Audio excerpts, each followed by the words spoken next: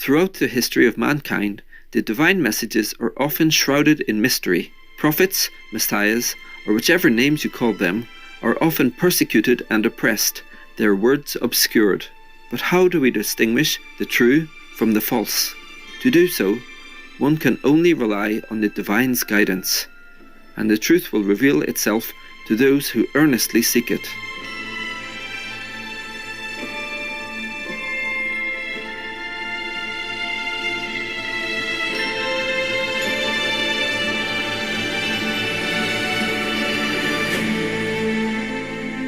Last week, we started to investigate Vladimir Putin's false promises toward Russian citizens. Fulfilling Mother Shipton's prophecy, the king shall false promise make. Many Russians live in poverty, while Putin accumulated wealth that would make him the richest person on earth. Today, we will look into other promises made by Putin that, as time passed by, he went directly against. In the beginning, as the leader of Russia, Putin expressed his concern about the greed for power and assured it will not happen with him. Говорят, что самая большая зависимость от власти.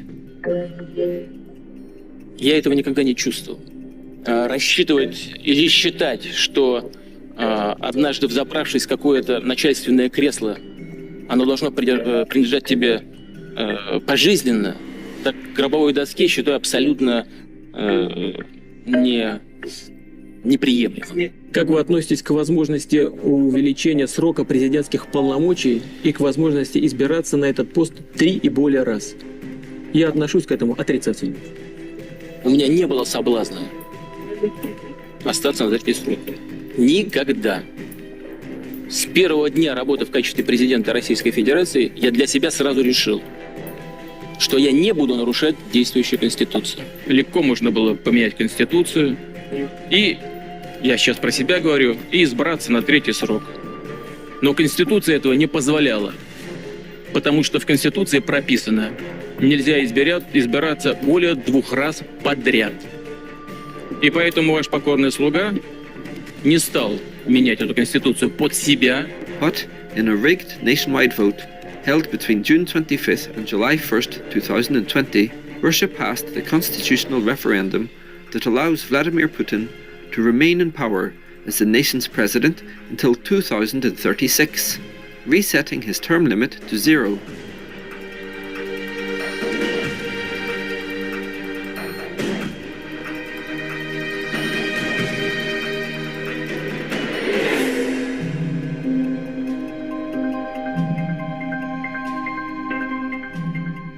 The changes also include a ban on same-sex marriage, an affirmation of the Russian people's belief in God, and a provision banning the relinquishing of any Russian territory. Putin signed the changes into law, sparking protests and criticism. Frustration and anger has erupted in anti-Putin protest. Второе предложение, по сути, означает снять ограничения для любого человека, для любого гражданина, включая действующего президента, и разрешить в будущем участвовать в выборах. Естественно, в ходе открытых и конкурентных выборов. Это было абсолютное мошенничество. Оно началось с момента внесения поправок, когда Путин просто наврал Федеральному собранию о том, какие поправки он выносит. Во-вторых, это было мошенничество, потому что те поправки, которые он выносил, они могут вноситься только с помощью референдума. Он референдум делать не стал. И теперь Конституция противоречит внутри себя.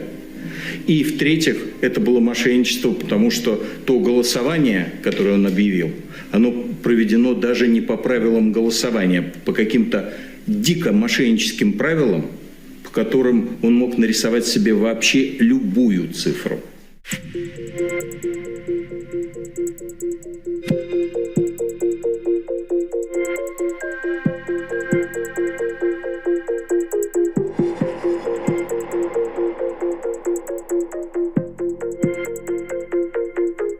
No meat now.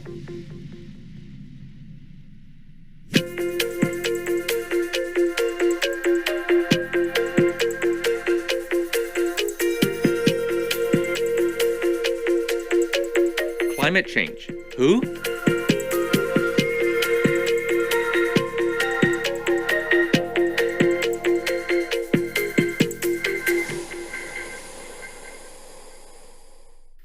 Similarly, Putin also promised to strengthen democratic institutions and that Russia won't become a totalitarian state. Мы должны построить инновационную экономику, укрепить демократические институты. But Russia's democracy index plummeted to rank 146 out of 167 countries in 2022, and anyone who opposes Putin and the Kremlin is either barred from politics, imprisoned, threatened and silenced, or in some cases even killed.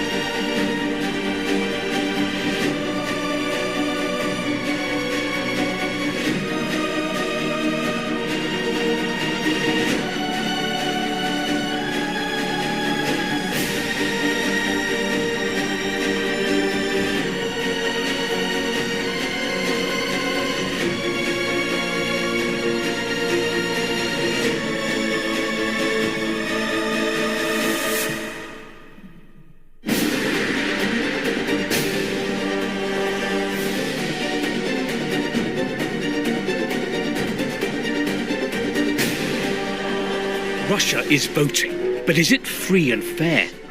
Sergei had planned to run for parliament, but because of his links to jailed opposition leader Alexei Navalny, under a new law, Sergei's barred from elections for 5 years. More jails, more pressing on opposition, on free thinking, on free speech. My fear is we're going the second. Dmitry Gudkov is a Russian opposition politician who's fled to Bulgaria. His problems began when he announced he was running for parliament. There were 15 raids, 200 officers, raids to my parents' house, parents' apartments, my brother's apartment, my own apartment. It was a very clear signal that I can't participate in the elections. So they wanted to get rid of me. No more democracy in the country. It's a dictatorship. Moscow, February 27th, 2015. Was walking along this bridge when his killers struck.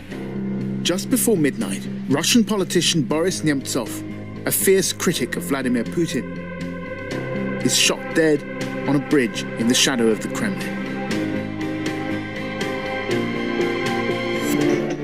The 1st of November 2006. Alexander Litvinenko caught on CCTV on his way to a meeting with 2 former Russian spies at the upmarket Millennium Hotel in central London. 22 days later, he was dead. Alexander Litvinenko was murdered on the orders of the Russian state because he crossed 2 distinct red lines. This was the first red line, the Moscow apartment bombings in 1999. 300 were killed. Vladimir Putin blamed the Chechens, calling it a terrorist attack. Alexander Litvinenko co-wrote a book called Blowing Up Russia. Sensationally, it accused the Russian Secret Service of bombing Moscow themselves to justify a new war. Russia has always denied this. I'm told this article that he wrote in July 2006, just 4 months before he was killed, was the second red line. In it, he made some wild allegations, claiming Putin was a paedophile. This is what can happen to investigative reporters. In November, a well-known columnist and blogger, Oleg Kashin, was nearly beaten to death outside his Moscow apartment. Over the past decade, dozens of journalists have been murdered. Many more have been beaten and mutilated. Few have been convicted for any of the attacks. This was Alexei Navalny wailing after being poisoned with a Soviet nerve agent more than 2.5 years ago.